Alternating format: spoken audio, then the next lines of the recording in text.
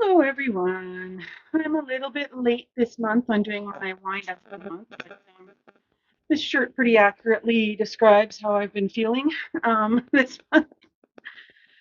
So this is my wrap up for the month of May.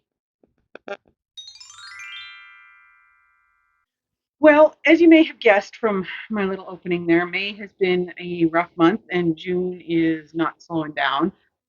I have Mr. Klingon here because he's very upset because our old lady Pip, the old kitty, she passed away this week, and Raven really loved her, so he's very clingy. Uh, but yeah, that's been kind of how my month has been going. But let's do our wrap up for the month of May. So, like I said, it wasn't a very good reading month. I did get a fair bit of writing done in May. I actually started, we went on a writer's retreat. Let's put up a little bit of video from it. We went on a writer's retreat in the beginning of the month, and I ended up writing about 10,000 words. So that was really good. That was a very positive thing that happened at the beginning of the month. And then I kept it going, writing a little bit every day or so.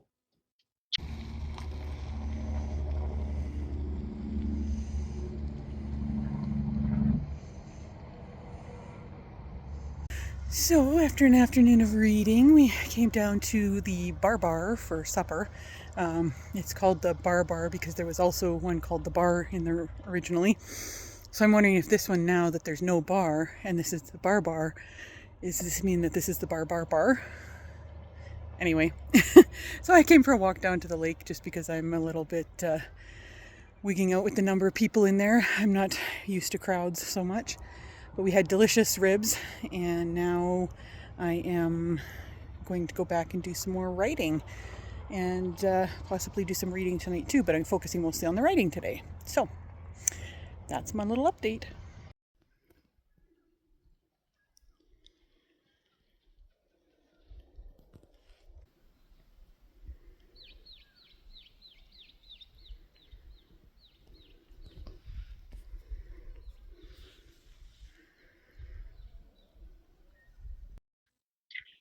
But reading wise, I did not do so good in May. I was going through a major slump because I had some books that I had been waiting for months to get to, and I was excited about them and everything, but I was in such a slump, I just couldn't feel like picking anything up.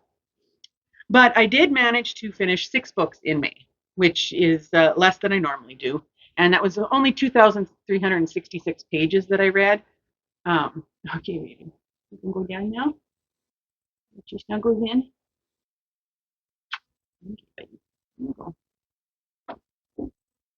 Um, yeah, so it was quite a few pages less than I've been doing lately. And my average rating was only 3.8, which is lower than I normally get. I'm usually a little bit higher than that. I did DNF one book. I DNF'd All the Water in the World by Irene Kaffel. It was just for the state of mind that I was in, it was way too bleak. It's one about post-apocalyptic, um, the ice caps have melted and climate change and all that. And it was just way too depressing for me. But I uh, but I did finish 6 books, and I had partial reads on 6 books. So I did get started on 6 other books. One of them was the one that I DNF'd, and then I read some more of the audiobook of The Two Towers. I got a little bit further in Power and Thrones by Dan Jones, which is the history book that I've been reading on my phone. I got 92 pages into War Bunny by Christopher St. John, which is hilarious. I got 162 pages into Tuck by Stephen Lawhead, which was the one I was super looking forward to, and it just the slump got me because it was going very well. And I got 44 pages into The God of the Woods by Liz Moore, and that was just one that I kind of started towards the end of the month. So I did have those partial reads in there as well. And then, so I'll go through a few more of my stats, and then we'll look at the books that I did actually finish this month.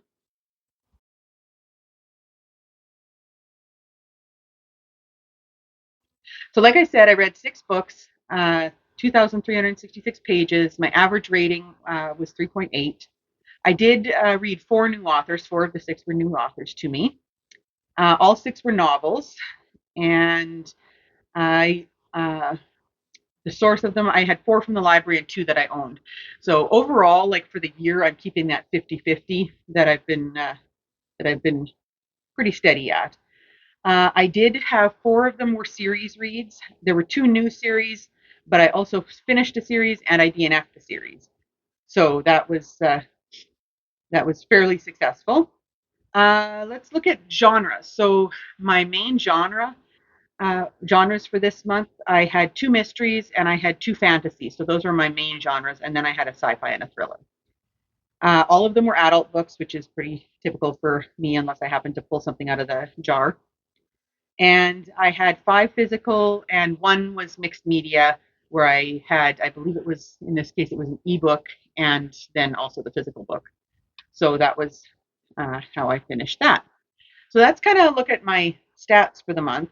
I did have, now let's see, let me just tell you my star ratings.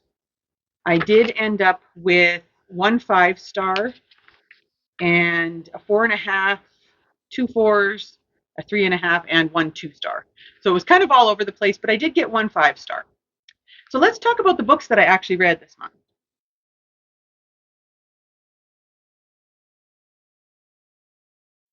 So I'm going to just go in the order that I read them, finished them in my journal here. Uh, and that means I'm starting with my 5-star. So my 5-star read at the beginning of the month was Emily Wilde's Compendium of Lost Tales by Heather Fawcett. Now, this is the final book in the Emily Wilde trilogy, and I absolutely have adored that trilogy. It has been so good. I just wanted to go back and reread it again. It was so much fun. So in this series, you're following Emily Wilde, and she is an academician. She works at Cambridge, and it's at the turn of the 19th century, 19 or 1800, 1900. And she is a dryadologist, so she studies the fairy, the fae. And in the first book, she's working on an encyclopedia of fairies, and she goes to a remote northern community to study these fairies. And along comes her coworker, nemesis, frenemy, Wendell Bambleby, and he starts making her life more difficult. And he is a hilarious character. And through the story, their friendship develops, and there's um, a lot of surprises and adventures throughout the series. And I just really, really loved that final book. It definitely got 5 stars from me, and I will definitely be buying that series and rereading it. Then I DNF'd All the Water in the World, like I said. Uh, and that one, yeah, it was just that I couldn't get into the writing, and it was just too bleak for me, especially with the period that I'm in right now.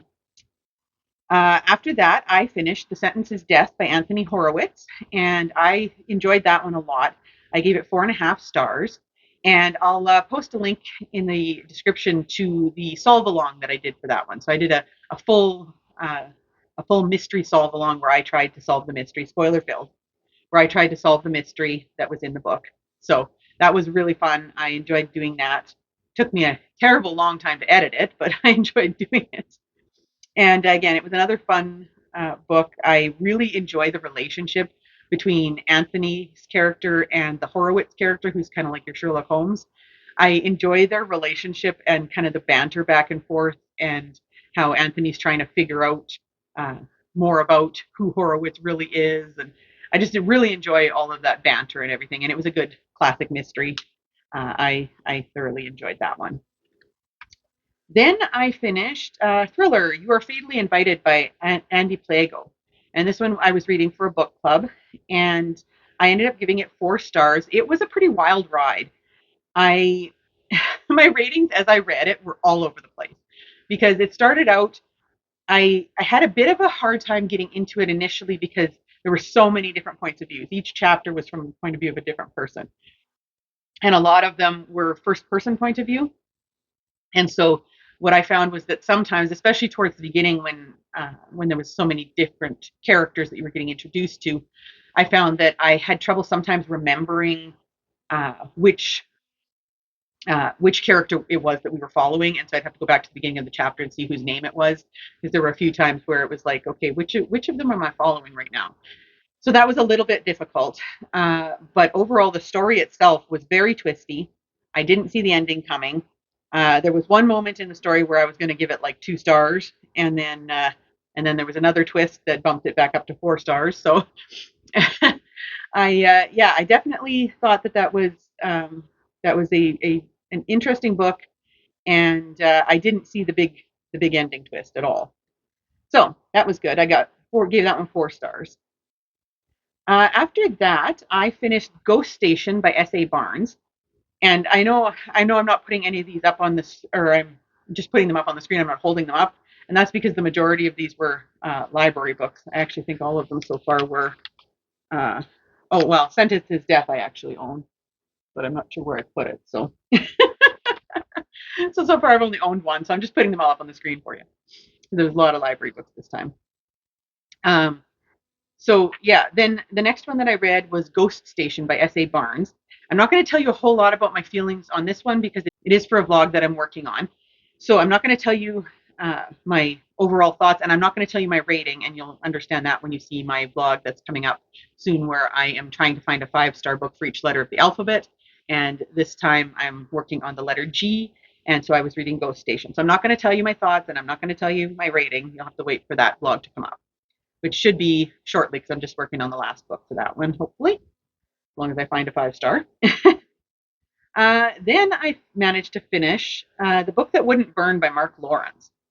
Now, this one I ended up giving it 3.5 stars. This was an interesting one for me because I found for the first about 2/3 of the book, I was finding the concepts interesting. Like, you're following this young girl and this boy in two separate kind of time periods, or two separate, like they don't really connect with each other for quite a while. And the girl has grown up in this area called the Dust outside of the big city, and uh, the people from the Dust are considered to be lower class. And she ends up getting, she and a bunch of the other children from their village get captured by these creatures called the Sabers, and they're kind of like almost like human slash dog sort of creatures, and they get rescued and taken to the city. And through a series of interesting events, the main character, whose name was, I cannot remember what her name was. It's been a while since I finished it, but anyway, this main character, she is very tenacious, and she won't just lay down and accept the fact that she's supposed to be lower class and all this kind of thing. And through a series of events, she ends up getting chosen to apprentice at the library. And the library in this world is this huge facility. It's underneath a mountain, and it contains all the knowledge in the world, basically. And there's like miles and miles of books in this place. There's certain areas that they can't access without certain elements of kind of magic sort of thing. And it's just a huge facility. And that I found, like, the whole setting and everything was really, really interesting. And then you're following this boy, and he lives in, like, he's I think 19 or 20, and he lives with some other, I think there's 3 other boys and one girl, and then one of the other boys disappears. Uh, but they have all they went into this. It was called the Mechanism in this library, and were trapped there for a decade, and then came out, and they were in this area, and it's just the 5 of them, and they're all from different time periods. They were just trapped in the Mechanism for certain periods, and there's no way out of this area of the library that they're in. There is an area that they grow their food, and there's water, and those sorts of things. That this is where they live. This is all they've ever known. And so you're following his story as well, and then the two stories begin to interconnect. And like I said, for the first 2/3, the concept was interesting, but I couldn't seem to get into it where I wanted to pick it up. I would enjoy it when I was reading it, but I just didn't feel like picking it up. I just wasn't invested in it. And then it hit the last third of the book, and all of a sudden everything kind of started to come to a head, and everything started to come together, and one certain event happened And for I think the last third of the book, I was bawling my eyes out, and I was just like suddenly instantly invested in these characters. And then it ended on a cliffhanger because it's a trilogy. So I don't know what I feel about this book. I'm still very conflicted. I am going to try and continue the trilogy from the library because I would like to know where it ends up, and I would like to know if the author makes things turn out okay. Because right now things are pretty bad. The character relationships, there's some stuff that's happened, and overall, like I say, it was an interesting concept and everything, but I have a complex relationship with the book. So I am going to try and finish the trilogy at some point, but I'm not going to buy it until I've finished it and see if I actually like it. Then the final book that I finished, and actually I do have it right here, so maybe we'll pick it up, was one from my TBR game, and it was to use a random number generator on my shelves and pick a book off of there. And I ended up picking up A Cat with No Clue by Lydia Adamson. This is an Alice Neselton mystery. This is the 19th book in the series, but as with these cozy mysteries from the 90s, you don't have to read them in order. And this one I ended up giving 2 stars. I collected a lot of these back in the 90s and early 2000s, but I'd never actually read any of these ones. I loved cozy mysteries back then, and especially cozy mysteries involving cats in any way. Some of my favorites were the Cat Who mysteries by Lillian Jackson Braun. I loved those. I loved the Joe Gray mysteries by Shirley Rousseau Murphy, and then there was the Midnight Louie mysteries by Carol Nelson Douglas. You know, those kinds of stories. So when I was used book shopping back in the early 2000s, late 90s, early 2000s, I picked up a whole bunch of these Lydia Adamson books. So she had there are 2 series. There was Alice Neselton, and then there's another one that's a Dr. Nightingale, who's like a veterinarian. And I had never actually read any of them. So I had them sitting on my shelf. And as I'm going through and buying new books and getting used books and things now that are a little bit more modern, I was trying to decide whether to keep these or to put them onto our sanctuary book sale. And so this was the first one that I'd ever read. And it is definitely a product of its time. It's from the late 90s, early 2000s. I can say that I did not like any of the male characters. um, they just they were very annoying to me, and some of the female characters, some of her reactions were just kind of annoying and over the top, and I just didn't feel any real connection, like anything that was like nostalgically cozy for me, that really brought me into the story. The cats didn't play a major part in it. The woman who Alice Neselton, she's an out of work actress and a cat sitter, so that's kind of how the cats get involved in the stories.